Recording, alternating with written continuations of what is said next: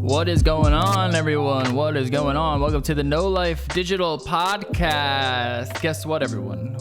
We are streaming live on Twitch at No Life Digital, on Mixer at No Life Digital, and we are back streaming live on YouTube at No Life Digital. Yes, all three places you can catch us at. We're streaming live everywhere. Make sure you tune in. We finally got our live streaming privileges back on YouTube. What happened was we lost them by streaming one of the Apple keynotes, and it's been about 6 months, I want to say, since we were able to stream on YouTube. And now a new keynote's coming up, and I'm thinking about streaming that one as well.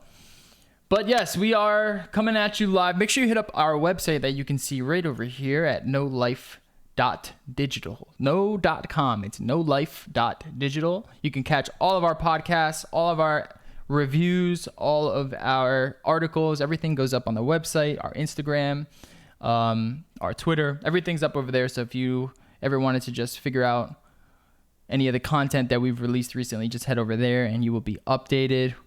And cool, man. What's up? What's up, co-hosts? You guys staying nice and dry from the hurricane? Yeah. For now. Definitely am. It's us Friday. Doobie, was it storming by you last night? A little bit. Yeah, same over here. Yeah, storm a-coming, Storm Dorian. What was the last big hurricane that came? Was there one last year? I don't think there was one last year. The last one I remember for us in our area was like Sandy?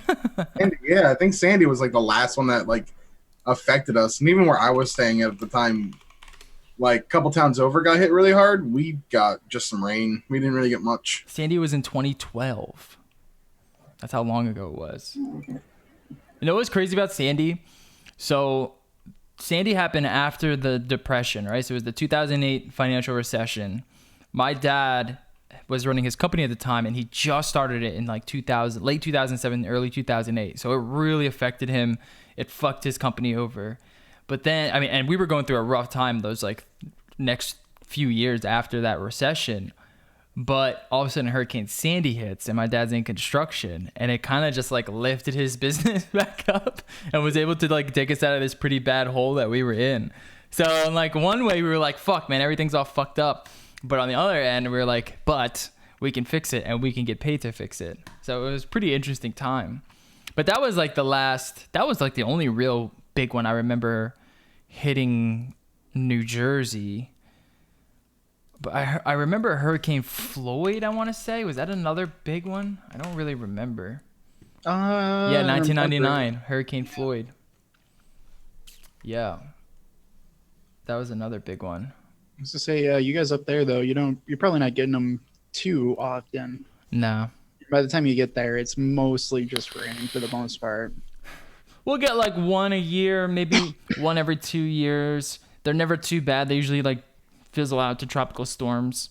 We're more of a blizzard nor'easter kind of place. Yeah, that's what happens. I mean, we get all the seasons, which is cool. It's just we also get all of the natural disasters. All the seasons means all the seasons. Yep. So yeah.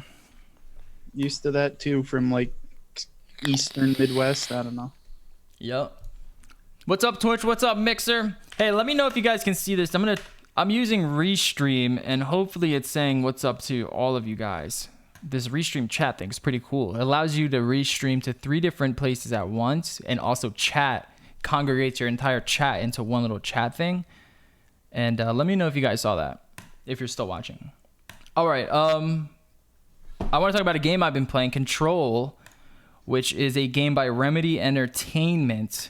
And I have some footage up. You know what? I can play my own footage on YouTube. And, dude, I really, really enjoyed my time with this game. I have a full review coming, so you're going to be able to see that pretty shortly. I have it all written up. I just need to shoot it and edit it and I want to do a good job on it. So have a little patience with me. But I did really enjoy playing this game. It is about...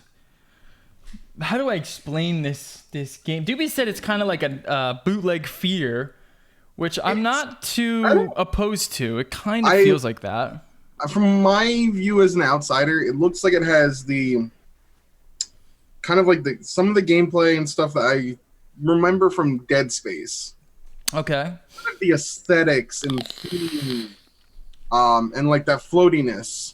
Especially, I was talking to a friend of mine who was playing it as well. He's like, yeah, later in the game, it gets kind of floaty. Mm-hmm. I'm like, that reminds me a lot of how Fear was. Fear was very light physics. Like, everything was floaty. You would shoot bodies and they would go flying. Yep. That's what it reminded me of. And I'm like, I'm cool with that aesthetic. And it's made by the people, I think, that also made Alan Wake. Yep. And they said it's a shared universe. And I'm like, that's cool. Bring back Alan Wake while we're at it. Just saying. There's actually a couple of Easter eggs in here that point to Alan Wake, which is pretty cool. Because I played Alan Wake, one of the games that my wife watched me play, because it's like a movie. So when I was playing it, she's like, oh, this is pretty cool. I'll watch it. And, you want to figure out the ending. And that's why I really like Control, because it takes... this is like terrible footage right here. I'm trying to jump up this fucking wall. It takes like... The best part about this game is the cinematography. The way that they use the aesthetic, the way that the writing is super sharp. The story is really, really cool. The cinematography, the set design, all of that comes into play, and it just enthralled me. I really didn't know what to expect with this game. I didn't really see too much about it online. So when I got it, I was pleasantly surprised, and I was really just drawn into like this weird, fucked up. It felt really Kojima, the way that the story played out. Sort of very like MK Ultra conspiracy theorist type stuff. I believe there's a cameo in this game from one Hideo. Oh, really? That's what I saw on. I think I was reading an article, and there was like, yeah, there's a Hideo Kojima. He makes a cameo in it. What? I didn't see that. I did not see that. I don't know how to access that, but that was something I did see. Oh my god, I'm gonna have to go back and see if I can find that for my So review. it's funny that you mention his name with the game without finding that Easter egg, and he's in the game. Yeah, that's pretty interesting, because the way, like, you play Metal Gear, everything's sort of like that cold corporate look, except it's kind of overrun with this really dark and sinister, almost like demon-esque like energy that's come through this bureau. And you go on and see, that right there is Fear. That reminds me of Fear. Yeah, a lot like Fear.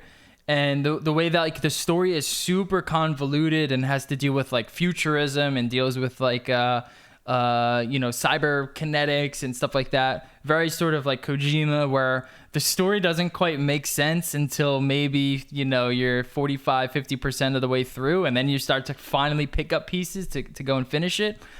A lot like Kojima, a lot of it is based around like these nice, like really just like almost like a movie-esque cinematic. So you'll get into this awesome fight, and then you'll get hit with this awesome cutscene right after, where there's really sharp writing, there's actual acting going on, and it's just it plays out into a really great story. So with the story, I heard some people really didn't like this story, but I spent all the time I could like investigating all of the lore. At least in the main story. I didn't really do much of the side missions, but I like read all the pieces of paper that you find around on the ground, and you watch all these little videos, and I watched all of it because I just was really interested in the story, where I feel like maybe someone who wasn't so into it might have not dug deeper and might have gotten a shittier experience from it. I can definitely see that, because if you're not into the MK Ultra conspiracy stuff, you're really not going to be into this story too much. It's kind of got like Dark Soul-esque bonfires, where you kind of have to keep backtracking through areas, sort of like a Metroid style game, where you're going to revisit the same area once you unlock certain different levels that'll allow you to progress through that area. Love that shit. And in terms of like just raw gameplay, combat feels really good. You get 5 different weapons and 5 different powers, and upgrades are thrown out throughout the world that allow you to really have you pick your type of play style. My favorite was to use like this Pierce sniper gun along with just a regular pistol, upgrading the shit out of them, and then just throwing rocks and fucking, forklifts at people the whole time, just feeling like a badass. Had a really good time with that. But you could also play like close quarters combat, get the shotgun, get really, upgrade your melee attacks, and really get into it like that. Hey, thank you, Grocery Boy, for the subscription, man. Much love. And yeah, and the combat just feels really great. Everything feels fluid. The controls. I in my review, I wrote like it would suck if the game was called Control and the controls were shitty. So I feel like they paid like real close attention to making sure that your person like controlled the way you expect it to. Never had any issues with that. My biggest issue with the game, before I get into that, graphics wise, some of the best I've ever seen in gaming, really top notch graphics. And I'm not even using RTX. I'm thinking about getting an RTX card soon, and then I'm going to replay it with the RTX on because I hear this does it better than almost any game that's on the market right now. I was going to say that like when those cards came out, that was one of the only games that actually looked cool. Yeah. That they had in like their original ad roll of it. You know what I mean? Yeah. Yeah, I watched the Digital Foundry's sort of like breakdown of Control with RTX, and they said the same thing. It's one of the best representations of it. It's a very taxing game on console. It doesn't look like it runs well at all. I would say this is really a PC game, and if you really want to max it out, you're going to need a fucking beast of a PC. That said, sound design, graphics, everything's great. Cinematography's great. The way that the aesthetic all comes together, great. My biggest problem, it's just too short, man. I got through it in 10 hours, and that's with dying. That's with reading all of the lore, watching all the cutscenes. You could easily get through this game in like 6 hours.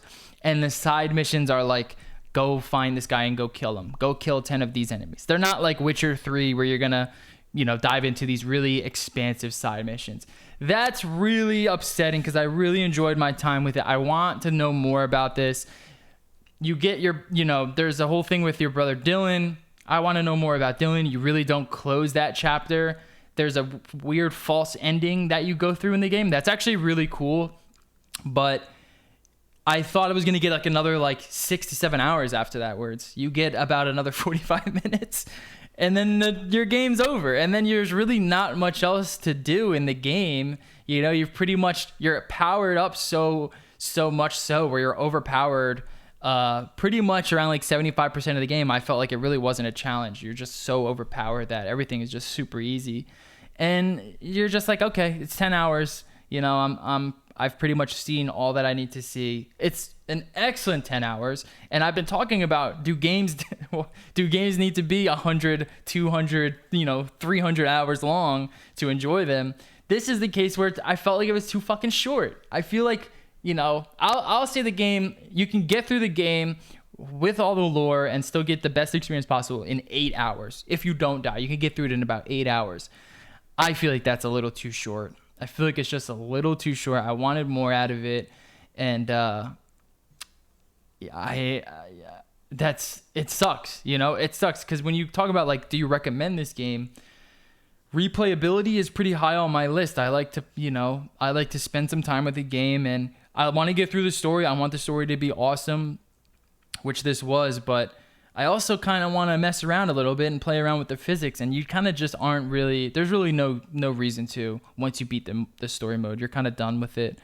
So when I talk about recommending it, I do, but you need to know that this is like a weekend game. You'll get through it in a weekend. You'll have a great fucking time with it. And then afterwards, you're like, okay, that was $60. So don't pay full price. Don't pay full price.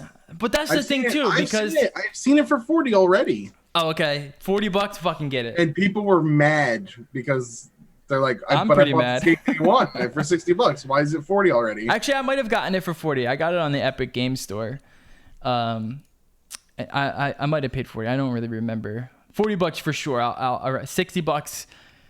It's just not long enough for $60. But that's the thing too, because I can just tell playing this game and going through it, they spent a lot of fucking money on it. They got real actors to come in. They voice act everything. There's real cinematography. There's real like directing. The set design, the graphics are top tier. The sound design's all everything's just fucking awesome about this game. It just feels like they just didn't have enough money to make it that long, sort of maybe 20, 30 hour game that I think is the sweet spot. I think 20, 30 hours is the sweet spot. Once you start pushing 60 to 100 hours, it's a little long in the tooth. Anything over that, I think, is personally just too long to get through like a main story. When you're pushing 6 to 8 hours, that's an indie game. You know what I mean? That's just like a short little indie game. Which, is this an indie game? You know, is Alan Wake an indie game? Is Remedy an indie developer? Quantum Break? I don't really know. I don't know if they are an indie team. You know, I don't know if I could say that. But other than that, it is a fucking blast, man. It is a blast. I was looking forward to playing it until I beat that game, which is pretty rare. It's pretty rare that I'm looking forward to beat this mission and wanting to know more. But that's pretty much it. That's pretty much what I got on. I'll have the full review soon where you'll hear my deep thoughts on this. Do they have any DLC planned? I actually have no idea. I would hope so. I think that would be cool. Hopefully they don't charge for it, but if it's $5, I might pick it up. Anything more than that, I might say my time is done with this game. But yeah, full review coming soon. Jerry, you still playing WoW? You still grinding through WoW? Of course. You get any new mounts? Just the basic. Excuse me. Excuse me. Just the basic one. Yeah. Yeah. No, maybe someone's gotten an epic mount, but I really doubt it. It's really fucking expensive. Oh, really? Yeah. No, it's like your level 40 mount, which is your 60% run speed. That's 100 gold, which is, it's doable. It's very easily doable. But then the epic's 1,000, and people have only been even max level for 4 days at most now. Yeah. And that's for like the 3 people who even got that first day. Most people still aren't even 60, and you have to be 60 for the epic mount. It's still chugging along, man. I think it's still first in Twitch. It is. No, it's still doing really good, but I will say first by double, by 2 times more than Fortnite right now. Still, I will say though, they World of Qcraft is mostly gone for the most part, or at least it's getting a lot better, because they've been having to deal with a lot of issues of just the queues being way too long. So they started implementing extra layers, which is like allowing more people onto the world in the first place and things like that, just to try to get people through these queues faster if they can. And I think the people are finally now, after a week, maybe we'll see it more next week, people are going to start tapering off and just maybe stop playing or just playing a lot less. Yeah, because that was the big thing for like this last week, and it made headlines in a lot of places of just like, yeah, no, dude, there's just 30,000 people queues waiting to get into the game. That's a little excessive. That is a little excessive. I mean, personally, if I had to queue up for like 8 or 9 hours, nope, not happening. Dude, I don't even go to like Six Flags because I hate standing in lines. That's too long. That's a whole day of just, you can't do anything. You know, you have to sit because you don't know when you're gonna be on. You know what I mean? It's like being on call. It's like being on call for work. Yeah, I'd say it's a little bit more like being on call, because you can kind of, you still have a number. You can figure out how long it's probably gonna take you. Yeah. Or like, you can tell when you're getting close. You know what I mean? Yeah. It's not gonna jump. You're not gonna jump 8,000 spots anytime soon or something like that. Yeah. But yeah, it's still doing great. I mean, it's still classic WoW. It's still a 15-year-old game. That's amazing. Yeah, it's certainly popular. That's for sure, which is pretty cool. Honestly, yeah, I think it's cool, but I'm also very surprised that it's me too been this popular. Yeah, I'm surprised as well, because it certainly looks like a 15-year-old game, and it just goes to show you, man, like you don't really need. You need good gameplay. You don't really need like a control level sound and graphics fidelity and voice actors by fucking real movie actors. Like, You just need like good You need- gameplay and some type of hook that just keeps people coming back. Yeah, why do you think Fortnite's been the top? It basically it Yeah. took a lot of the like WoW idea. Yeah, cartoon graphics that look decent enough where they don't age, and something that's just gonna addict you to it. Yeah. Yeah, that's Blizzard's bread and butter, I'd say. They've seemed to really nail that down. And also it helps that you can play it on anything. I feel like that's a big part of it too, because that's another thing with Fortnite. Play it fucking anywhere. Minecraft, same thing. You know, if you look at like the console version of Control, it's bad. It's like 10 frames per second in some areas. That's unacceptable. That means you can't play. Some people just won't be able to play it. So Yeah. it helps when you can just play it on anything. Pretty soon, I think we'll get to the point where that won't be much of a problem. Maybe Stadia will bring that, but I am interested. You do be playing anything new? I'm gonna be getting Astral Chain, by the way. I picked up Astral Chain, and we'll talk about it later. I haven't had a chance to actually sit down and play it yet. I'm I finished. gonna get into that soon. I finished Yakuza Kiwami 2. I really enjoyed it. I liked it a lot. I'm looking forward to playing the other ones. I'm gonna wait until they release all 3 of the remasters instead of paying $60 now to download one game. I'll wait until they're all available in January, I believe that is. Mm-hmm. And that'll be 3 full games to play right there, right before like Final Fantasy comes out. But other than that, yeah, Astral Chain. I've got a bunch of stuff coming up. Final Fantasy VIII Remaster dropped today. Pick that up. I'll probably be playing that this weekend, actually. Yeah. I'm gonna stream it. Final Fantasy VIII is one of those games where it gets a lot of hate. A lot of people didn't like it. I didn't like it that much. Its mechanics are weird. I understand that. It was a big risk for them to do that. Does the remake change any of that? The remaster doesn't change any of the mechanics. I mean, you can do the cheat codes like they've done with 7 and 9, where you can be like, no encounters, unlimited money. It's like having a Game Shark. I'm good. But they did update all of the graphics. Like, you know how remember how just really poorly, just how blocky everything looked? Not just like blocky, but like pixelated. Yeah, it was like mushy. Yeah, there's like a big meme where it's like there's like a ballroom scene, and Renoa, the character of Renoa, says to the character of Squall, like, you're the most handsome one here. And it's just this blown up picture of his face pixelated.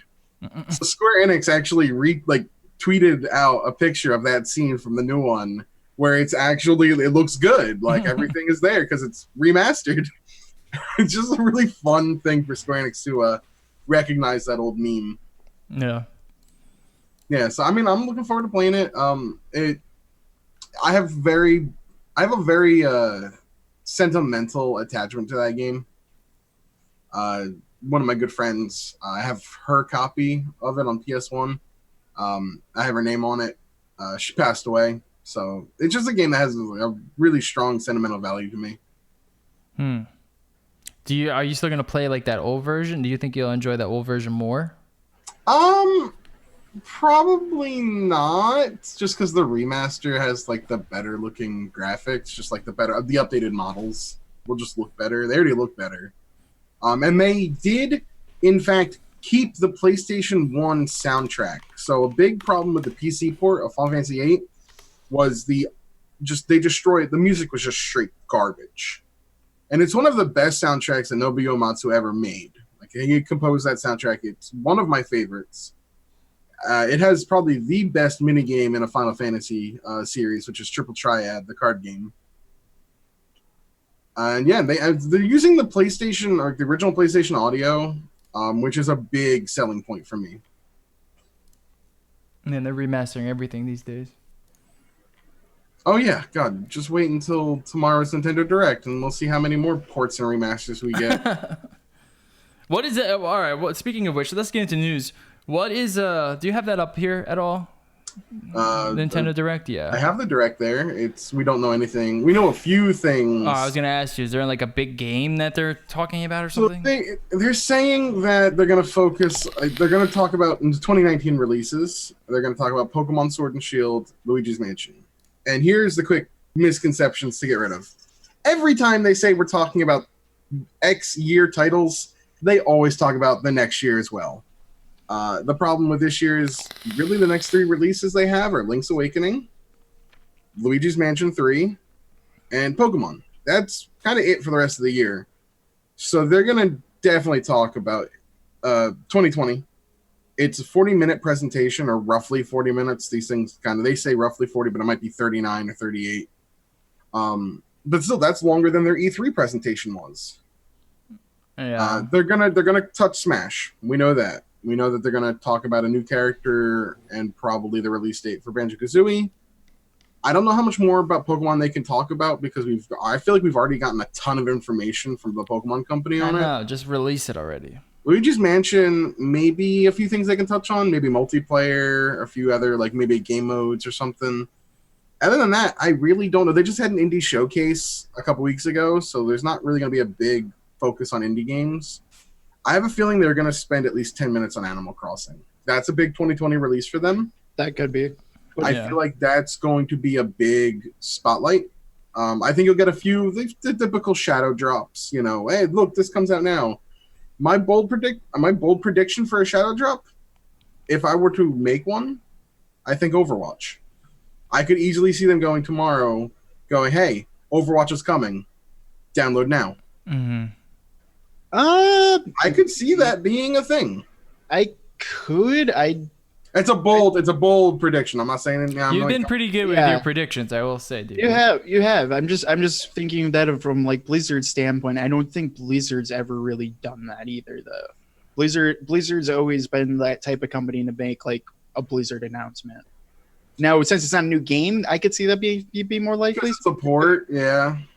But because also Blizzard never really ports things, and I guess that's kind of what happened with Diablo, so it could happen. Mm-hmm. Yeah, I mean Diablo was Diablo didn't get shadow dropped. It did have a proper announcement. Dude, Diablo on Switch is awesome. I still play it sometimes. Yeah, I mean it's a fantastic little console for it. Yeah, it would just be better if Diablo 3 is a better game, but yeah, yeah. But yeah, I mean, as far as the direct goes, Diablo 2 though on Switch. Oh, yeah. I'm holding all over. Or Diablo 1. I like Diablo 1 too. I can still play. I would love to see maybe a little update, even if it's just another 30-second minute trailer, just teaser of Breath of the Wild 2. Give me just a little more of a taste, and give me don't even have to give me a release date. Just give me spring 2020. I want a new Mario already. I feel like Mario, what was that, 2 years ago? I really think Odyssey should have had DLC. Yeah, or just give me a new one. It could have. Odyssey was so good. Seeing as how they're already making a new Breath of the Wild in that same engine, of course, I would not be surprised if they make a new Odyssey 2 in that same engine. Kind of like how they did Galaxy 2, using the Galaxy engine. I want Nintendo to make Mario the new Madden, where they just release it every year. A new one every year. They almost kind of used to. But a lot of those were the 2D Marios, like New Super Mario Brothers. No, I'm not talking about Mario those. Brothers.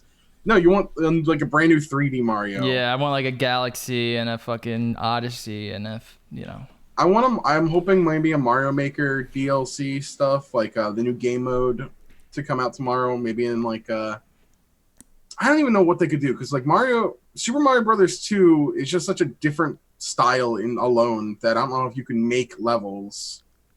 But Super Mario Land, the GBA one, that could be a possibility. Mm-hmm. Mario Land 2, maybe combine the two of them, give it a grayscale filter to kind of recreate that old GB, the Game Boy Color, Game Boy aesthetic. I don't know. There's a lot of I really think they're going to focus on a lot of 2020 stuff. They're going to give you some brief updates on. Hey, just a reminder, Dragon Quest XI is coming out. Hey, a reminder, Daemon X Machina is coming out. They'll give you a few of those. Maybe they'll focus a little bit on third party. They'll have that usual slide of oh, hey, this is all coming. Yeah. But 40 minutes is a lot. I'm not really sure what they're gonna focus really deep dive on. I feel like it's gonna be Animal Crossing though. That would be nice. Maybe I mean we're coming up to a year now of Nintendo Online. We've had all that NES games and stuff. Maybe Super Nintendo games. That's a thing that people have been talking about. I've been hearing. So maybe they announce, hey, Or Super N64 Nintendo games. are coming. Wait, that'll be next year after the 2-year anniversary of Online. Oh, come on. I'd much rather have 64 than Super I was Nintendo. a huge fan of like the way that they did the Virtual Console on like the Wii, and then they tried porting it to the Wii U, and they just trickled it so slowly. And then when they moved to the Switch, they were like, "Yeah, VC doesn't exist. We're not doing it. We make more money off of collections." Just like, man, Virtual Console is such a great thing. Yeah, fuck your collections. There's so many great games that now you have like a system I can play them portably on as well. Like, give me Chrono Trigger. Give me like good old SNES games. Give me Metroid. Dude, or how about a GBA one, dude, where you get fucking Advance Wars? That was on the Wii U. They did have Game Boy Advance on the Wii U. Oh my god, bring it to the Switch. They had Advance Wars on the Wii U. Bring it to the Switch. Or just play it on the portable Game Boy. I would have to. Weird thought. I mean, Game Boy Advance games I could easily just throw into my Note 10. Yeah, true. I could do that too, I guess. They actually look good on the Note 10, honestly. Yeah, I could probably do that. All right, moving on. There's a big news here. Night in the Woods co-creator was #MeToo'd recently.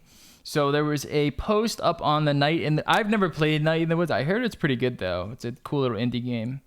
Touches on like a bunch of like deeper introspective stuff. But someone posted that there was like an update that went on. Zoe Quinn of the whole like Gamergate sort of fiasco. There was allegations of she put out allegations that she was sexually abused by Alec Holwick. I don't know how to pronounce his last name. Holwicka.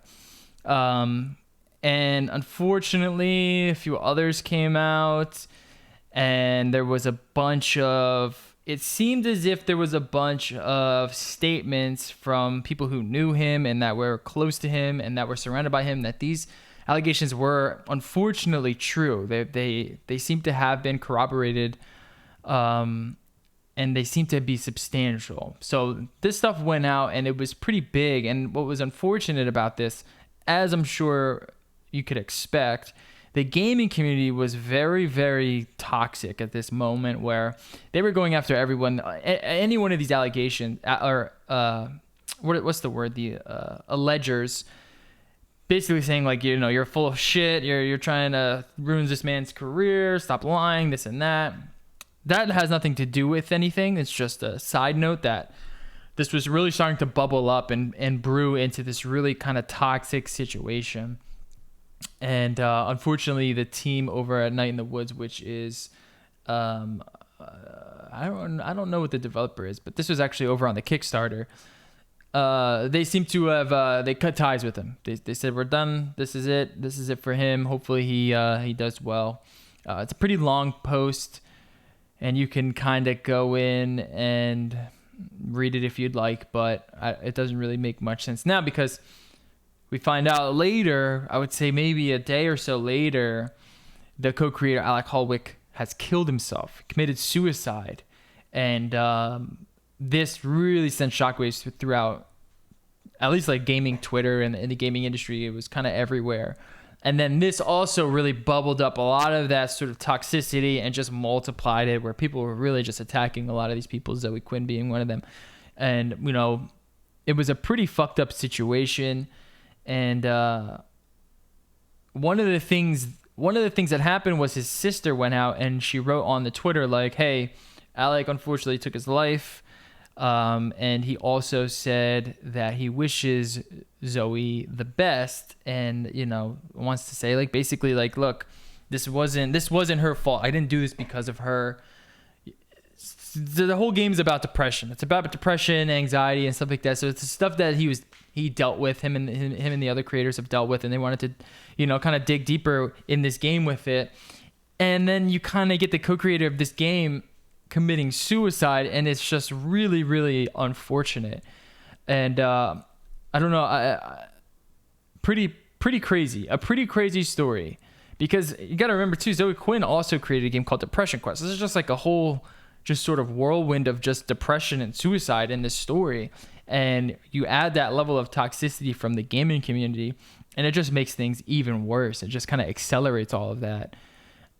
And it's just, man, it's just, if you dig into a lot of like where it's happened all over Twitter, if you dig into a lot of it, it just kind of makes you lose faith in humanity a little bit. You kind of forget how bad the gaming community can get.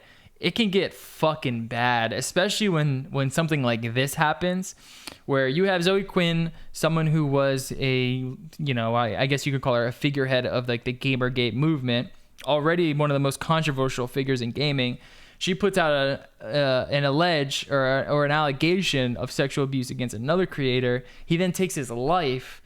It's not good, man. It is not good. And I kind of wonder what's going to happen with her. I'm sure she's kind of, fed up with all of this. Now, that being said, I don't really know too much about the Gamergate stuff in terms of like all the little nuances. I know there were a lot of nuances with it, so I don't want anyone to think that I'm completely just, one-sided on this issue. I understand that it's very nuanced, but I also don't think that berating people, especially after someone just died, someone that was close to this person just died, berating them on the internet it doesn't solve anything. It just kind of makes things worse, and it's just pretty unfortunate, man. It's pretty unfortunate that this is stuff that we kind of have to deal with. And then you kind of got people like going after the dude's sister, and it gets pretty hairy.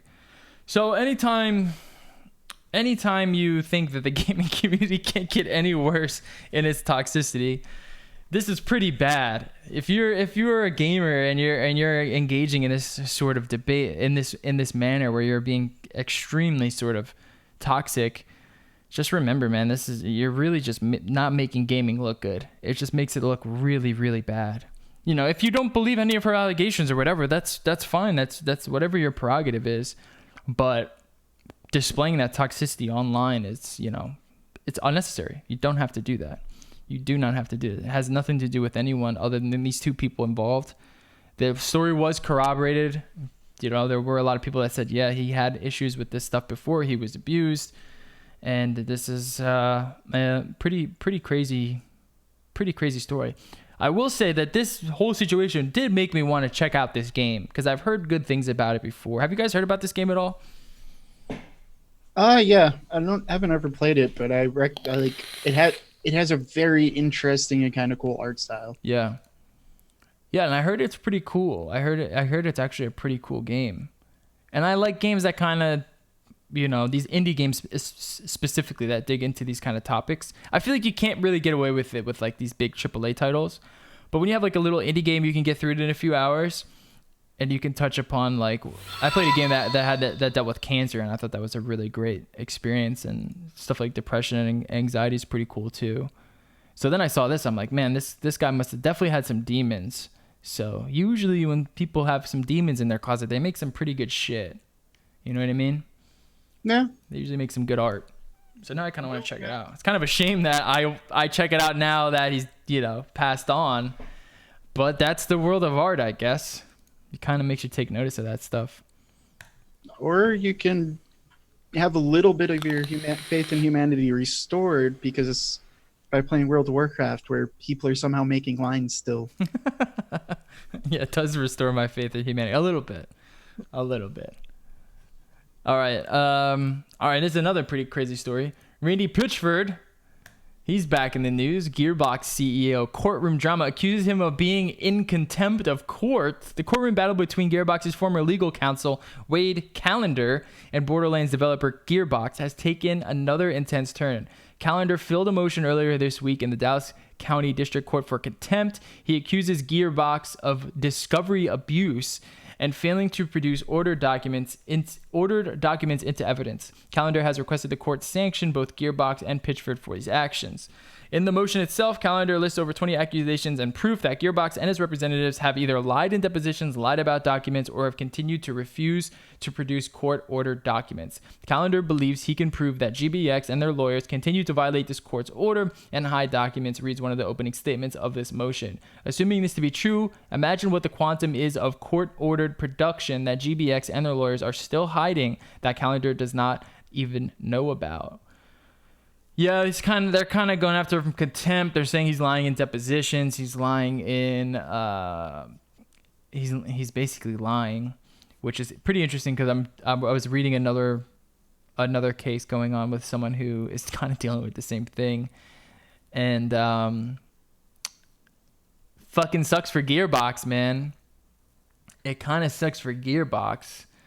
What does this mean for Gearbox? Does this mean anything for Gearbox at all?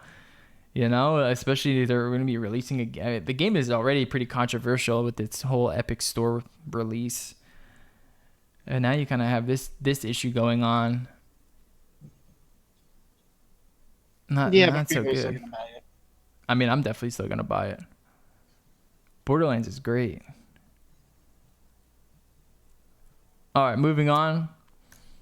We were talking about this earlier before the show. id Software co-founder doesn't think there should be laws against crunch. id Software co-founder being John Carmack, of course. So this is a quote. He was on the Joe Rogan podcast where he was talking about this. This is a quote from his thing. There's some serious debate about it. Some people despise that about the industry, that no one should work that hard. And there are people that think there literally should be laws that prevent people from working that hard. I always have to argue against that. There is a power to obsession and be able to obsess over something, your life's work. Instead of work-life balance, it's your life's work. Carmack went on to admit that jobs within the games industry are not only punishing, but they often come without any kind of security or stability. However, he seems to think that games like Red Dead Redemption 2 require some grueling crunch to be able to ship. It allows products to exist that wouldn't otherwise exist by people working at that level in a way that couldn't be sustained in other industries, he added. Many of the greatest things that were made in gaming were only possible by people throwing themselves at that level at it. Carmack acknowledged that he's enjoyed a privileged career and hasn't worked with industry giants that are often accused of forcing overtime, but his views largely remain the same. It's possible that their workers have had some valid criticism, but I still come down on, I think it's great when they throw themselves at it beyond the point that other people think is reasonable, he continued. All right, so we kind of were discussing this. I kind of understand what he's saying. I also understand the whole debate against crunch, and it's really hard for me to kind of choose a side, to be honest. I don't know what side to really. The logical explanation is, look, if you're gonna crunch your employees, make sure that it doesn't come with any strings, right? No strings attached. Make sure if they don't want to do it, then there's no penalty against it, and if they do it, make sure that they're paid for their work, for their extra work. Unfortunately, that's kind of the issue. The issue is not so much how to do the crunch. The issue is do they need to do the crunch at all, right? If they're at a point where crunch is necessary, should it even be a thing, or should there be some sort of law that would prevent anything like this from happening? Where if a crunch would need to be had, basically the executives say, look, we're going to get sued if we do this against this regulation. We can't put our employees into this crunch. We're going to have to push the deadline. And then the deadline kind of gets pushed, and, you know, investors are upset. So it's kind of a debate about that more so. Should crunch be a thing rather than what type of crunch is a good idea? And I don't really know. I don't really know if crunch is. I do want to hear your guys' opinion on it, but I don't really know if crunch should be allowed or not. I really don't know, because I get it. When you have people crunching and you fucking make them, you know, like slave labor hours, sometimes you just get it done, right? You get it done by that time. Whereas sometimes if there's not that arbitrary deadline, which we were talking about before, then who knows when you finish it. But then again, it is an arbitrary deadline. It is something that is kind of just made up. It's just, you said this it was this time, but who really cares? It's not like someone is forcing you to put it out by this time. There Yeah. has to be some kind of like medium, some kind of like middle ground where we're not just forcing nothing but crunch, but also where you're not, you know, pushing a product back an additional year because you just don't have the time to work on it or the resources. Yeah. There has to be some kind of like compromise and resolution to it. Yeah, no, I side more. Well, I want to start off. No, I don't think this requires like legislation or anything like that. No, there shouldn't be a law saying no crunch. That's a little bit too far out there to me. But like to me, Yeah. I agree with the premise of like, yeah, if you're one of those types of workers or programmers who is fine with crunch, like that's how you do your best work. You're a procrastinator like me. Like I get that you should have that option, but it shouldn't be a pressured situation with like strings attached. You know, you shouldn't have to do it or have your like future earnings could be impacted because you're now not one of the old boys club because all of these companies are also old boys clubs. You're right. The flip side of that too, though, is like to me, does get annoying because every single time I agree strongly with it's an arbitrary deadline type idea where it's like if you're this far behind or something, like I'm sorry, that's just poor planning. Yeah. Like that doesn't mean like, yay, we get to work these employees to death because we fucked up planning. And that's And, like, kind of what I think PR it gets and to. PR like pushed it out too soon. Like Yeah. that to me is kind of stupid. And I think that's kind of the issue with at least the gaming industry at the point it is today, where it's almost like if you're signing up to be a dev or to be a tester on these games, I don't know how much of them are devs. I know like a lot of the testers get crunched to death. It's almost like you're signing up, like they're expecting you to crunch it, you know, like you're taking that job knowing that there's going to be some type of crunch involved. And I don't know if that's just not the best way to run a business. It's really not. Like you need to make sure that stuff doesn't happen. And unfortunately, in my opinion, what's going to come of this is just there's going to be some sort of like union. There's going to be a union clause that's going to come because these games aren't getting any, you know, easier to make. They're only getting bigger. They're only getting more detailed. They're only getting more money behind them. It's only going to involve more crunch eventually. It seems like these companies just don't know how to plan their resources. They're really just like holding stuff out, which I get. It's hard to really take a budget when you're making a fucking $1 billion game like Red Dead Redemption. It's really difficult to try to manage all of that. I get that. But it's a tough situation, man. It's a tough situation. I'm curious I think a union is going to happen if this continues the way it does. No one likes to be crunched, especially in you know how some of these employees, they're not getting crunched because they're doing the work that they love, like John Carmack says. There's one of the things that I don't think John Carmack understands is that, you know, he is a top level executive. His crunch is not similar to someone sitting in a hole, you know, trying to find every fucking glitch in the game 40, 50 hours a week. It's You pretty can nuts. love what you do and not have to work 80 hours a week. Yeah, for sure. It's a little tricky. I think they're going to unionize eventually. If it gets Yeah, to, probably. it's just going to get crazier. These games are getting too crazy. They're getting too big, man. It is, and that's why, again, to me, it ultimately always comes down to why I think some of the like, yeah, no, it's like got to be a super harsh deadline. Argument's fucking stupid. Don't like to be honest, it's dumb. It's an arbitrary deadline for a piece of entertainment. It's a work of art. Like that's not something you can stick a hard deadline on, and if without proper planning, to be honest. Yeah. And then like the way this form of art of like coding, you know what I mean? Shit fucks up. And Yeah. like you have to allot how much time into there. So it's like I'm okay with the game being pushed back personally. But a lot of it's where, again, this is mostly I'm seeing this seems like could be an issue for like the bigger developers too, where it's just like it's just planning out the steps. How long is each step going to take? And then don't market it until you're actually close to having the goddamn game done. Right. Like that's and also get off yearly release cycles. Yeah. Yeah. Make a good game. And a lot of the things is like the whole investor side of it. It's like they don't give a shit. That's what it is too. A lot of these are public companies, these bigger ones. They don't give a shit. They don't care how much you're crunching. They need to make it. They need their fucking profits. And that's who a lot of these companies who are this big, that's kind of who they're beholden to. They're beholden to their investors. And when you're at that point where you're like, look, we're pushing it, man. I don't know if we're gonna make this day. We might have to push it another month or so. You don't want to get into a situation where you are pushing it back a year. But that's, it's pretty cool. I don't remember what that one story was, but there was that whole where they had there's basically a whole different game engine that they had to create like midway through the fucking development cycle. I don't remember what story that was. I don't think it was Red Dead. It was one of the other crunch games. But it's not going to go anywhere. Like I said, these games are only getting bigger. They're only getting more difficult, and more money's behind them. You're only going to get more crunch. It's just going to be cruncher on a larger level. So instead of, the 20 to 30 people that are getting crunched, it's going to be 100 to 300 people. And that's when you'll start to see them unionize. They're just going to say, enough's enough, man. You're going to crunch me, fine, whatever, but make sure I'm getting health care. I want to make sure that I'm getting paid overtime, 3 times as much. All that stuff is going to get put in place. And then these companies will be like, okay, wait a second. It's a little too expensive to crunch these motherfuckers. We're going to have to pull back. All right. Oh, yes.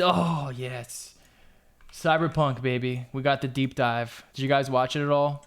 I did watch it, and I did. Did you jizz in your pants like I did? I had some people I talked to, and they were like, "Oh, is it spoiler heavy?" And I'm like, they do mention that like there's potential quote unquote spoilers, but I don't think anything they showed was really spoiler. No. I mean, the game was going to be mad long anyway. What do you spoil? 5 minutes? It was from a mid mission, but I really liked I don't know, like, because Deus Ex had the same kind of like philosophy of combat where you can either straight up go at everything solo, or you can kind of stealth it, hack things. Yeah. And it's fun to have multiple ways to tackle a mission. Yeah. That's what this is basically built around too. It's the whole idea of this game is it's not really the whole cyberpunk world. It's like you want to be able to tackle these different missions in different ways and with different it's a real RPG, like almost like a tabletop RPG. And the characters they're introducing, like the different groups, the different organizations, like the Voodoo Boys. Okay, I remember we were talking about this before, about how the SJWs kind of came out against this game. But when you see like a bunch of these enemies coming at you and they're called animals and they all are gigantic black men, it does feel a little bit weird. I'm not gonna lie. When I saw it, I was like, oh, I can see how people get a little bit skeevy with that. I think they're named animals because their focus is kind of like how the gameplay focus. You can either go solo, hard. Oh yeah, no, I'm not disputing that. Yeah. I'm just saying it does look a little bad from the outside. If you're like those Twitter accounts where it's like blank no context. Yeah. Like Cyberpunk 2077, no context. And then you have them speaking like this really stereotypical patois, or it's like, I'm going to kill you, man. It's just like, and you're calling them animals? Okay. Oh, that's okay. I think the Voodoo Boys are all from Haiti. Yeah. I can't wait to hear how awful they make their accents. Yeah. But I'm so fucking excited for this fucking game, dude. It's literally exactly what I want CD Projekt Red to do. You can already see where they kind of did like The Witcher, where like they have the different areas you go to. Where it's like hub world sort of things. Yeah. And they've already said like there's, I think, at least 5 different like huge districts you can go to in this game. Yeah. Yeah, and I said, like I'm in. Let's go. Witcher, you hop into Witcher, like, Jesus Christ, this game is gigantic. And it's smart to do it that way because it doesn't. When you make a gigantic open world game and you don't have like those loading points, it's a little bit more difficult to make than just like these big hub worlds, which makes a lot more sense, where you can actually spot in these loading points. And man, yeah, I'm watching it now. It looks so fucking dope, man. It looks so sick. All the weapons look awesome. All the different, like the one with the, you can see here where he shoots the Sasquatch woman and she throws the fucking hammer. And the hammer falls on the ground, and you can actually pick it up. And that looks fucking awesome. Yeah, this Sasquatch woman is a gorgeous woman, isn't she? And there's some part of like the lore of the world that I'm also super interested in with the well, I don't know, what are they, the net police or something? Like, what are they called? The net Yeah, I know what you're talking about. yeah, those guys. And there's the whole idea of like trying to break through the firewall to the black part of the net where the like rampant AIs are. Yeah. And I'm like, well, now I need to know more about this world. I need to know where the AIs came from. I need to know if the AIs are like the primary bad guys. I need to know like the background of the lore. I mean, there's probably stuff from the cyberpunk like actual like RPG pen and paper that might have stuff like that. But I never played that. Me either, yeah. So I And don't know that world. If there's one developer that's going to give you all of the lore that you want, it's fucking CD Projekt Red, man. There's going to be all little fucking trinkets all around the world that you can pick up and learn more about. Dude, I'm so in for cyberpunk. Like, I was gonna say, like, Me one of my too. genres I love is cyberpunk. I love the cyberpunk genre. Yeah. No, it's just exactly what I wanted them to do. And it looks great. Now, there is a Digital Foundry version of... Man, Digital Foundry is just the best. They did the demo. They looked at the demo that you could play, and it doesn't look like this. I will say that. Like, it's definitely toned down. The deep dive, they crank everything up. They probably have some supercomputer they're running this on, because when they show the demo, it doesn't look this good. It looks a little bit more, less high res and a little bit more splotchy, but overall, I'm still fucking hyped, dude. It looks better than Witcher, and Witcher is a great looking game. All right, cool. Man, I can't wait. It's coming soon, guys. Coming soon. Oh yeah, this is another piece of news. Woo-hoo-hoo-hoo! CD Projekt Red officially making more Witcher and Cyberpunk games in the future. Witcher is not dead. We're gonna see more of the Witcher. Are we gonna see more of Geralt? That's my question. I would guess probably not. But I kind of hope not. I kind of would like to see what's her name? Ciri. Ciri. I think they're if they do more, it'll probably be in like the Ciri world. Yeah. Just because Geralt's story, it's like, leave him. He's done. I don't want his story to be tainted in any way. I feel like they did him perfectly. Let's go start new with Ciri, and move on from there. I will say the end of Blood and Wine, Ciri. Spoiler alert. No Spoiler alert. spoils. Spoiler No alert. spoils. No spoil. You can't spoil the best game. I had to spoil this part though. All right, I won't spoil it. But she's kind of badass. This is off the DLC. She's kind of badass. I'll say this. It's not the last you see of her. It's not the last you see of her. That's all I'll say. Yeah, fuck man, they're making more Witcher. Fuck.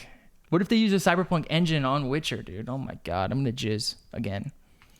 All right, we talked about Nintendo Direct, Pokemon Masters mobile game. What is this?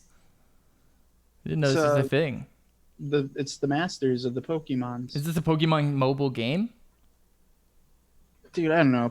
I think so because they've already made so many goddamn like weird Pokemon spin-offs that they could. So It's like You're Pokemon Go? You're gonna go play Pokemon Quest on your Switch. That's Pokemon. this is the gotcha. No, this is the Pokemon gotcha.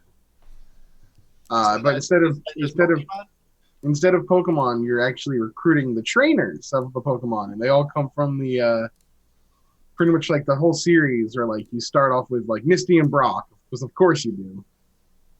And there's like a story mode where you go through it. This looks so dumb. Dude, it's already done 10 million downloads. #1 on the iPhone when it dropped. It's going to make them a ton of money from the paid parts of the gacha, like Fire Emblems did. Dude, this is where we are. Like Nintendo's IPs are just going to make money through whaling. It looks so dumb. It's not terrible. It actually looks nice on the Note 10. It looks fucking stupid, Doobie. I didn't say it plays well. I said it looks nice. All right. It looks fucking cool. It's a fucking gacha game. This is Yeah. what you get. I don't even want to talk about it because it fucking makes me mad because it looks so stupid. Hey, if the money that gets made from that for revenue for Nintendo lets them fund better games. Or just an actual Pokemon game on the phone. Can we Imagine get that, if please? Imagine Or just all the money they made from this shit and put it towards actually having proper internet, like proper net codes. and Yeah, proper or online services. literally anything else other than this. Literally anything else. But 'Cause- speaking, go ahead. The only thing that this money is going to is making another one so they can get Yeah, amount of money next time. it's going into Miyamoto's pocket so he can fucking, I don't know, stare at his fucking golden throne. All right, Platinum Games Astral Chain for Nintendo Switch enters chart at number 1. It's getting good reviews too. People are enjoying it. So There's not much it's competing against. there's not much it's competing against. The Switch is finally like Nintendo's always kind of struggled in the Grand European. Theft Auto is still top 10. Dude, GTA is always going to be top 10. Jesus GTA Christ, it's number 9. It's gonna be top 10 until GTA 6. Yeah, sure. The top two games, like there are two games that are going to be in the top 10 in the UK for a long time. Well, that's top 10 almost always. The other one's Mario Kart. Mario Kart 8 is just sits in the top 10 at all times. Yeah. It doesn't. It is. But yeah, I mean, this is Platinum's first ever like entering number 1. Oh, really? Yeah, surprising. That's good. And this is kind of how I know it's a good game. It's being massively review bombed on Metacritic Why? because it's a Switch exclusive. Oh. Because Platinum game fan nerds are mad that they can't play it. I understand that because I kind of would love it on like PlayStation because it would run better. It's Platinum too, so the combat's actually good, and I want something other than like. Now, Yeah. imagine a shadow drop of Nier Automata on the Switch. Oh my God! Stop making me jizz so much. Now, if they did that, I would argue that I want 2B in Smash. Oh my God! You're making me jizz again. Stop it. Two I would being play fine. Nier again if it was on Switch for sure. But I I do would want to play go it through first Astral Chain. I have to download that tonight so I can play it. Yeah, Grand from Theft what Auto the few small critiques I've heard of it is one friend's playing it. He says that there's like a decent amount of customization, but it's as further along he gets in the game, it kind of starts to feel less of like freedom and more of this. You need to do this thing for this fight. Where it's like, you know, it's kind of like a puzzle where it's like this screw for this bolt. right. It's like whatever. I guess I haven't played it yet, so I don't know. And the other thing I've heard is I saw. So there was a game journalist did their review of the game, bashing some. I don't even know who, but some. I saw a Twitter thread on it. And their big complaint too is like in some of these action games, after a fight, you usually get like a kind of like a rating. Like, you know, if like Devil May Cry 5 gives you a rating after a fight. Turns out ratings are on the game unless you're playing on the easiest casual difficulty. Proving that the journalist only played the easiest casual difficulty. That would make sense though. They just want to get through it. Journalist mode. That's what I'm arguing, that easy mode should be called journalist mode in game. Should just call review mode. I mean, if you're gonna review a game and you have to be the first, you just put it on easy. You get through the story. You play the whole combat. Yeah, but then you don't do your research. And Oh then yeah. something the game actually does have because you don't know. Yeah. Yeah, no, you do both. You should research it, at least like look at the modes. But yeah, you just blast through it on easy because you like, cool. This week I have to put 8 hours into 6 games. Yeah. Yeah. You just go into review mode and crank it to easy. That makes sense though. Got to get that journalist crunch. A big criticism I've seen is that it doesn't run that well. I've seen 30 frames per second. 30 frames and then it kind of skips It'll a little dip. bit. I bet you it dips at a few points. I mean, Platinum is doing the best they can. Nier Automata runs beautifully on PlayStation. I will say that. It doesn't dip for a second. But I'm gonna get it because I've been really enjoying Platinum. Yeah, it's more in line with like Bayonetta series, where it's more of an action game than an RPG. Yeah. Japan. Which is fine by me. I'm waiting. I'm still waiting on Bayo 3, man. Is that coming soon? Maybe we get news about it tomorrow. I hope. Mm. That'd be nice. What? Okay, so at this point, what aren't we getting news on tomorrow? I don't know. I'm hoping for news. Believe me, if I had to put a list of things I'm hoping for, number one is Shin Megami Tensei 5. They announced that fucker at the reveal of the Switch in Japan, and we've never heard anything about it since. Bayonetta 3 Yeah, like Metroid. announced. Sounds Yeah, like Nintendo. like Metroid. But Bayonetta 3 was announced at the 2017 Game Awards. Yeah, the 2017 Game Awards. It's only been 2 years. We haven't heard a single thing since then. All right. Japan, it seems as though Banjo could possibly arrive in Super Smash Bros. Ultimate in next 2 weeks. Thanks 7-Eleven. Yeah, there's an image here on They- Twitter. They apparently did this when Hero came out as well. They put the the pop-up signs early, before like any release dates were announced. So, they did it with Hero. I don't get it. Does it say a date or something? It doesn't say a date. It's the fact that they put up the advertisements early. Right. Like they should be putting Or it's announced. after it's announced. Why is it at 7-Eleven? They sell games at 7-Eleven? No, but some 7-Eleven? Well, no. 7-Eleven in Japan is marketing stuff. Well, I was gonna say 7-Eleven in Japan is much different than 7-Elevens in the States. They're clean. So that's the thing. That I'm is like, yeah, actually. I've walked through a lot of Sevs that are pretty fucking dirty. You can stop right there. That is pretty fucking different. You're right. Yeah. Yeah. Yeah, they're actually like more of like not only Do they sell games there? I'm pretty certain they do. I mean, these look like games you could buy yeah. in the suite. Yeah, I mean, like I said, they're much different. That's fucking than- awesome, dude. I'm about to make a Japanese 7-Eleven in my town, dude. Yeah, they actually have like a nice reputation in Japan, whereas like 7-Elevens in the States, Like, you know what you think of when you hear of Sevs. Dude, 7-Eleven's awesome. What are you talking about? 7-Eleven's not the worst, but it's definitely Not not. the worst, but if I'm gonna Definitely not like the good. It's not even in the good tier. You know what I I'd mean? say it's the McDonald's of like convenience gas stations. No, Speedway. it's Speedway in the Midwest at least. in the Speedway's Midwest. pretty- I was like, East Speedway in Coast, the Midwest is pretty good well, actually. here it's Wawa, yeah, yeah, but Wawa is like the Target, in my opinion. Wawa, and then you've got Royal Farms. Wawa is like the fucking like the Checkers or like the Chick-fil-A. Like It's Well, just then, like- then what do you put Royal Farms? I don't even know that. I've never even heard of that. I don't know. They're a newer brand. They're actually starting to encroach. That's the Arby's then. And then you've got Sheets. Yeah, and Sheets is like fake Wawa. It's Burger King. Yeah, That's the BK. It's the Burger King. McDonald's of Wawa. 7-Eleven, I think, is the most ubiquitous. It's everywhere. It's everywhere. everywhere, and it's pretty grody. Like Yeah. 7-Eleven's It like gets the job done too. 7-Eleven's that like it's a stop above going to Admiral. Yeah. I feel like 7-Eleven slogan should be like billions served, billions infected. Dude, I'm gonna Yeah, make no. a Japanese 7-Eleven and make a ton of money on it. Look at this. Oh my god! I clicked on this fucking GIF of Banjo like freaking out, and it made a crazy noise. All right, ready, guys? That's all you get. All right, moving on. 2 more. Nintendo accidentally leaves copyright on DLC pack for Smash SNK character coming. Oh yeah, we saw this on the Discord. Yeah. Go ahead. So on the website for their DLC pack 4, they left the copyright at the bottom.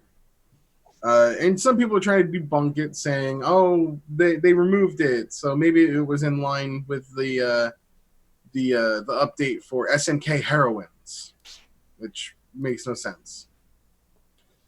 The fact that they put the copyright there, the copyright is also, I believe, on So who would it be? Square Enix one. I mean, the obvious answer would be Terry Bogard from Fatal Fury and the King of Fighter games. He's the one that has like he's known for his red hat. Mm-hmm. If it was my Terry choice, Bogard. Terry Bogard, man, he's like the Ken The of SNK. greatest fucking name I've ever heard. Yeah, dude, he's the mascot of SNK to the point where they made a female version of him just to put him into SNK Heroines, which is an all-female fighting game.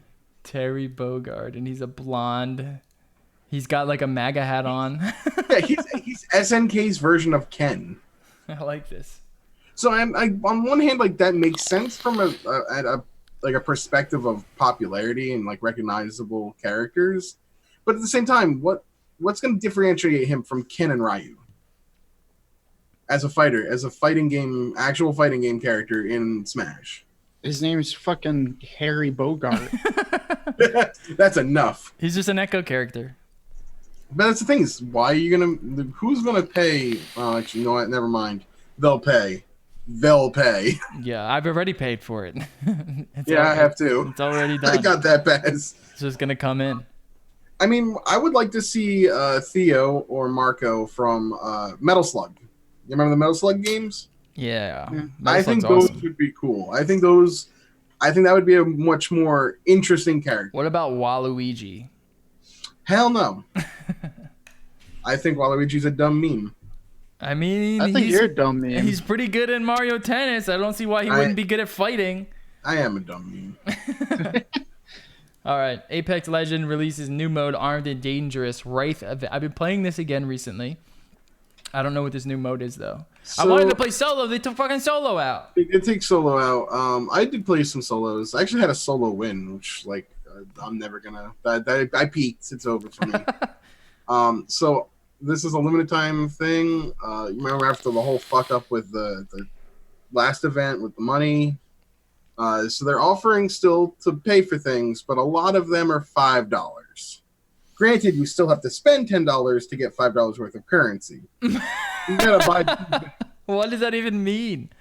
It's dumb. Is what it is. You have to pay $10 to get $5 worth of currency. Okay. Well, you have to. You can't just buy $5 worth of currency. The minimum is 10. Right. Okay. So even though you want to buy something for $5, you better think you want to buy two things then. Because... And then of course I'm okay with that. It's not too bad. And the dope skin, because the skin's actually really good for Wraith. Yeah, it looks sick. $18. It's how much? You have no way of getting it, $18, and you have to buy it. There's no way to unlock it. Oh my god. Craft it. You have to buy it. It's absurd. That's half of what they're gonna do. They're gonna keep their nice skins behind a paywall. And again, don't even look at yourself. Good old Blizzard cash shop strategy. Is that what they do? Well, no, because that's why so many people on like my side were excited for World of Warcraft Classic, is because there's none of that. There's no cash shop, but over the years you've started noticing that, like, ever since Blizzard started adding in-game mounts that you could buy. Oh yeah. Where do you think all of the good mounts went to? Mm-hmm. And yeah. Paywalled. So the limited time mode is Armed and Dangerous. It's still a team-based mode. However, the only guns available are shotguns and snipers. Oh. So Mozambique, Peacekeeper, that sounds awesome, actually. Longbow, G7 triple take. Attachments not used by snipers or shotguns are disabled. The gold variants spawn in high tier loot zones. Crabber and Mastiff, 1 to 2 per game each, and they only show up in late game airdrops, and sometimes you can find them on the ground. There is only white armor, and it's rare. So there's almost no armor in the game. Okay, that's cool. Ground loot drop chances are reduced, but they did raise all of the stacks so that you can carry more ammo. But yeah, they essentially kind of Thanos snapped all of the loot. So now you actually have to look for stuff. So it's not like they just made everything shotguns and snipers. They made everything shotguns and snipers, but cut the amount of them really, really small. I like the no shield thing. That's kind of cool. Yep, and then you get some headshots. Yep. So one thing about the snipers, man, it's really hard to get kills if you can't tag someone 3 times in a row, basically. You can find white armor, but you can find shield cells and batteries, but they're very rare. You just get a lot of syringes, so it's pretty much just like syringes. Yeah. It's just giving you more of a kill if you have a good shot on someone. It's a neat mode. I just feel like snipers are gonna... Is it out yet? It is out. I played a little bit of it. It's interesting. There's also that with the Wraith, you know how they had the Octane takeover thing where they had that whole gauntlet? Yeah, there's like this Wraith thing. There's now a Wraith thing where there's a portal you can jump into, and I've seen some extremely hilarious videos of pretty much everyone dropping into it at once. Just what everyone wants, more Wraiths. All of the caustics throwing their gas traps in a pretty much small room that everyone is voided into. Hey man, Wraith's the best character. She's the mascot at this point. Yeah, like, she's the Tracer. Yeah, she is the Tracer. Oh, she get all the nice stuff. But I could see that. I guess she was the best character when I played it. I will say the She still couple is. quality of life things they did change that are good. They did finally implement that ADS sensitivity for all options, so you can customize your your 1-time scope, your 2-time scope, Oh, okay. 3, That's nice. 4, 6, 8, and 10. Oh yeah. I forgot you couldn't do that. They just added that. I have in. like a little macro on my mouse for that. They changed it so you don't you no longer auto switch when you run out of ammo, because that happens to me. I run out of ammo in the shotgun and it'll automatically switch weapons, but I'm like, when I get low, I'll switch weapons anyway. So here I am. So you double shuffling. switch. Yeah, I double switch. So now you can turn that off, so it doesn't automatically switch for you, which is a nice small little change. And that they nerfed Watson. They gave her the low profile attribute, so she takes more damage, and she can only put 1 pylon down instead of 3. I don't understand why they nerfed her. I don't think she was that strong to begin with. But yeah. Hey, dude, you got to do everything you can to keep the true meme queen alive at the top of the tier. Yeah, pretty much. I just feel like I never even really even when I played Watson or I played with Watsons, we were never putting 3 active pylons down. No, you do. You always require more pylons. Always 1 pylon. All right, that's gaming. Couple things in tech and we're done. First, I want to show you. I got a thing the other day. It's mainly for hiking because I've been hiking a lot more. And I got the Peak Design clip. So you essentially just put it on your bag strap and you just drop it in. Oh boy. Boop. And you can walk and you don't have to worry about putting this in a bag or anything. It just kind of sits right there and just pops right out. Those things are pretty nice, yeah. Yeah. Now with the Canon EOS R and this fucking gigantic 24-70 Tamron, it's about 5 to 6 pounds, kind of weighing you in the front. And I was a little worried that this wasn't going to hold very well, but it's pretty solid. It holds well when you're walking around, and you got I have this cool hiking trekking pole with a monopod mount on the top, so I don't have to carry a tripod or monopod when I'm doing hiking. So just figuring out these little hiking photography hacks. I have a big kind of hike plan soon where I'm gonna go to the Appalachian Trail. There's this nice area where you can take pictures, and it's like a 2-day hike to get there. And I'm basically trying to move up to that level, and then hopefully do more hiking, traveling. I kind of want to go to the Pacific Trail, the PCT, and somewhere over in Denver and stuff. I've been enjoying hiking a lot. It's a lot of tech in hiking, which I didn't realize, and that's kind of what drawn me in. Basically want to get the best stuff at the minimal weight, and It's kind of cool. It's pretty fun. All right, speaking of cameras, let's talk about the Sony. There is a lot of them. Yes, this is camera season. The Sony 66 and 6100 have been announced. So there's now the A6000, the A6100, the A6300, the A6400, the A6500, and the A6600. And you, my friend, has to choose which one you want. And spoiler alert, they're all really fucking similar. Yeah, they're not. If you want the cheapest budget option that you don't take video, you just want a good travel camera, you go the A6000. It's a great camera, shoots great video or great photos. It's less than $300.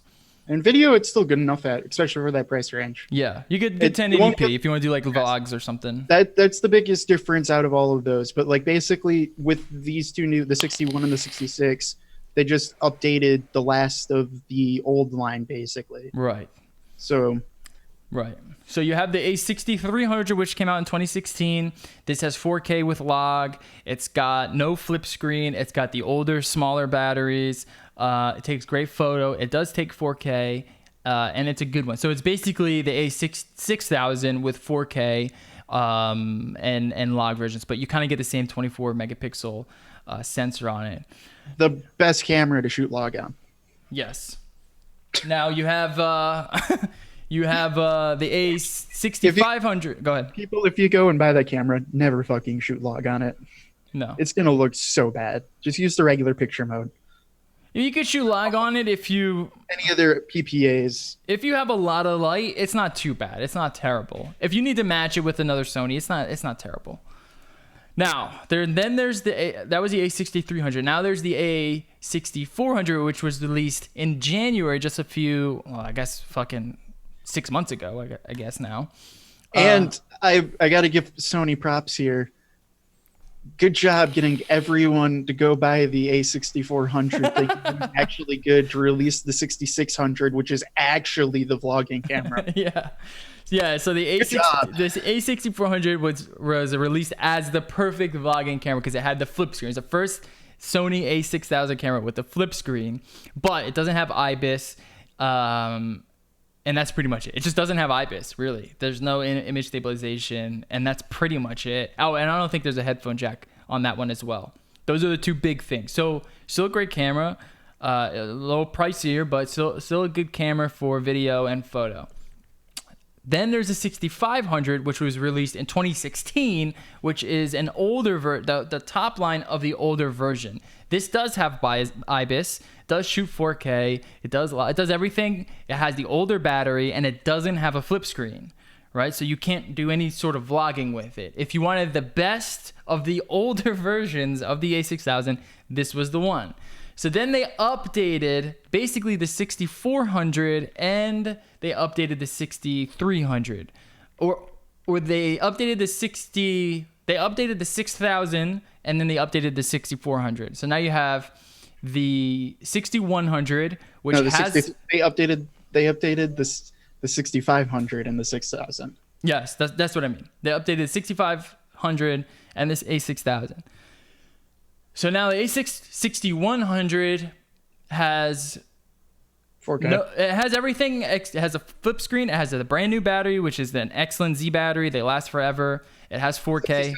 The 66 does. The 61 doesn't have the Z battery. Oh, it doesn't. No, I don't think it has the Z battery. It's basically slightly upgraded With the screen. 600 with the new 6000 line screen, and mostly just it has 4K now. Okay. That would make Which, more in sense. all fairness, it is still compelling because now it's a $750 camera with 4K and Sony autofocus. Yes, excellent autofocus, 4K. It's got the shitty batteries. There's no IBIS in it, so it's not the perfect vlog camera. But if you're someone who needs a light camera, you want to take nice pictures, nice video, this is a great option because it is less than $1,000, $750. If you want the top of the line, best of the best, APS-C Sony camera, then you get the Sony A6600. Has the new battery, which is substantially better. It has IBIS. It has a flip screen. It has the mic jack input, and that's basically it. That's basically what they added to it. That's the perfect vlogging camera. If you want to take good selfie style video, run around with it. You want a light camera. That's the only camera that I would be able to recommend at this point, really. It is a flip up screen, but at the same time, no, they did a good job with that for a vlogging camera. Yeah. I will say, if you don't want a vlogging camera, I was hoping for a bit more from the 6600. Yeah, I was hoping. Hoping for a lot more, to be honest, from the 6600. I was hoping for at least 4K 60. Yeah. Well, because that's really it, because he kind of got everything else. Maybe a better bit rate, because their bit rates are terrible. Well, that's what I was gonna go with. Into it, it's so if you're going vlogging, 6600, no brainer. But if you're not doing vlogging and you're more behind the camera, I would still buy Fuji. I'd buy X-T3 over this. Same price, 400 megabits versus 100. Slightly better log profiles, in my opinion.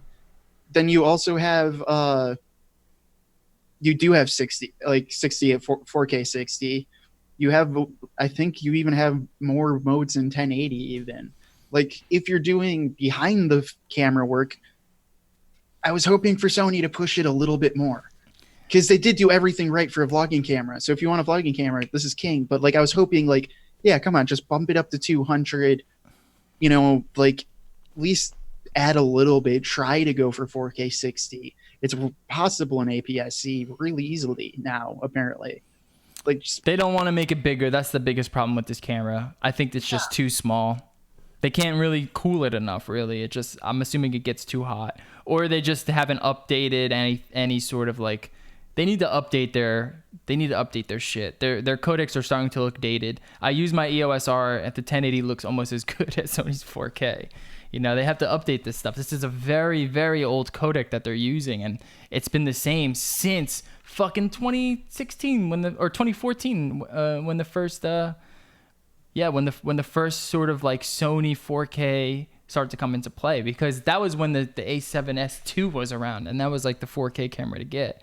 They really haven't updated it since. oh, and that's kind of what I was hoping for, because it's like, if I'm gonna go buy a vlogging camera, this is it, hands down, no questions asked. This is the only one, really. Yeah, like, I mean, I would still be willing possibly to mess around with some of the older Canons, but like, no, this is pretty spot on perfect. If you want 4K vlogging, this would be the one. Yeah, like, no, this is perfect. At that price. It's a pretty expensive camera. It's a little bit less than $1,500, but it's got pretty much anything you need for it. And Sony's lens line is excellent. It's got the new Z battery. That's awesome. Headphone jack. It's got the IBIS. Z batteries, the big thing too. Yeah. Yeah, there's little batteries. I have hundreds of them. They suck. Yeah. No, like they did a lot of things right with this camera. It was just like going into the codecs and stuff like that, where it's like, I do wish, like, fix your menu system. Just like add a better data rate. Like, make your codec actually look better. Stop. Aren't they still using XAVC? XAVC. Like, yep. You haven't had anything new since then, really? No. And honestly, when I saw this camera and the Canon cameras get released this year, all the cameras that got released this year, it kind of made me worried, because the only camera that can do 4K 60 full frame is that new Panasonic one, and it has a fucking fan attached to it. So I'm thinking these camera manufacturers just don't know how to do. They don't know how to do compression that the way it needs to be done for a true 4K image at full frame, 60 frames per second, so you can get like a nice slow-mo 4K shot that you can match with your 4K 24. Dude, the first people who are gonna do it probably honestly are Blackmagic at this point. Yeah, I mean, you have it in the 1DX. You have it in the Canon 1DX Mark II, and that's an older camera. It's a big camera, but it seems in like the mirrorless world, it's just the new Panasonic one, and that's a fucking beast of a camera. And like, I'm thinking of like in the mirrorless world, in a slightly smaller package, they're probably gonna be the first people to do it, because they're the kings of compression. Like, what they can do with Blackmagic. I would love to see a Blackmagic like this style, like a DSLR handled camera, flip screen, 4K 60. Yeah. I'd buy that instantly. No, the flip side of that is that's how long it's going to take, because Blackmagic isn't going to develop that camera anytime soon, basically. Yeah, we're stuck in this weird period where we want more out of our cameras, and we just can't quite get it unless you move up to like professional realm. And then even in that sense, it's really all APS-C Super 35 mode. Which is fine. I like it. This was a much more... I feel like this release from Sony was more like, okay, cool, Sony. You basically gave us everything we want. We just want you to take it another notch, because that's what we expect from Sony. Some people are saying Sony's going the Canon route and they're holding back features on purpose. They give you everything you wanted. They just can't figure out their codec yet. That's basically it. Yeah, I get why people are saying that, because it does have a somewhat similar vibe to it. But I will say, no, it is different, because yes, they're listening. They're giving you everything that people actually want for the most part. And they gave it to you a few months later than the last iteration, which is cool about Sony. It's good and bad. Whoever bought this A6400, I'm sorry. Yeah, because that's all on Sony's fault too, because they really marketed that as the vlog cam. Yeah, and which was not really true. People liked it, but I don't think anyone bought it like thinking, this is a vlog cam. Maybe like a YouTube cam. Yeah. Maybe a YouTube cam or like a webcam, like a nice kind of just you plug it in and it just sits there. Yeah. Vlog cam, that IBIS, or that lack of IBIS, I should say, it looks bad. We can't walk with it. 2019, no IBIS. Yeah. Not gonna go buy this and then buy a gimbal and pretend you're like a vlogger. Sorry.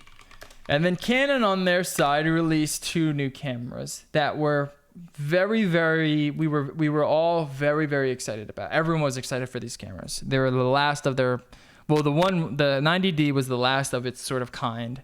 The old DSLR style, video centric camera. The 80D made popular by Casey Neistat, David Dobrik. Everyone wants the 80D style video. You got the flip screen. You can plug your mic right on top. It just gives you everything you need in your vlog package. You slap in the 10 to 18 on it. It's super wide. Everything looks good. We just wanted it in 4K, and that's what we were expecting from the EOS 90D. They gave it to us. They gave us 4K. It's uncropped. It just stays at the APS-C level. It's upscaled. I believe it's shooting at 3.5K. They're upscaling it to a full 4K. A little disappointing, but nonetheless, it still looks good. I saw the footage. The footage that I've seen has looked pretty good. But they left out 24 frames per second. Excuse me? But they don't even know they left it out because their Canon reps on Twitter still think it has it, even though it's nowhere on any spec sheet. Yeah. Oh yeah. And I was ripping into them. You'll see here on my when I pull up these images, you'll see my comments towards them if they haven't deleted them. Okay. Here's one image where they go video with EOS 90D, and then they show a link, and then they show the camera, and then right underneath I say no 24p, no care. All right, and then we have here where I showed it on I tweeted it on my thing, where you can see. They tweet the EOS 90D. They tweet a video, and this guy goes, LOL, no 24 frames per second. Good job, Canon. And then Canon, actual USA Imaging Twitter account writes, the new EOS 90D offers 24p at 1080. Click the link to see the specs. And then you click the link. There's no fucking 24p. There's only 25p. 25p is not 24p. I hate the people who are saying that, oh, it has 25p. It's the same thing. It's not the same thing at all. 25p is a PAL codec. That's for PAL. That's for basically Europe. That's basically it. Europe. And that's all that's really for. And it's a dying codec. Everyone's still moving over to 24p. NTSC is taking over. It's basically taken over. No one really shoots 25p anymore. So you don't have 24p. They actively took it out. And I was savagely searching for an answer as to why. Because it got taken out of the RP. It's got taken out of that other camera, that little G7X camera. And we were like, okay, maybe these are cameras they don't really care about. They didn't. But you take it out of the fucking the successor to the 80D. What? Well, it does. I'm not surprised because I kind of figured this. Like this is why I've been. I'm not too surprised either. I'm actually way more disappointed than surprised. True, but it was one of those things where it's like this is where I kind of gave up on Canon the second that they took it out of the RP. Yeah. Like to be honest, because the RP came out as a $1,300 camera.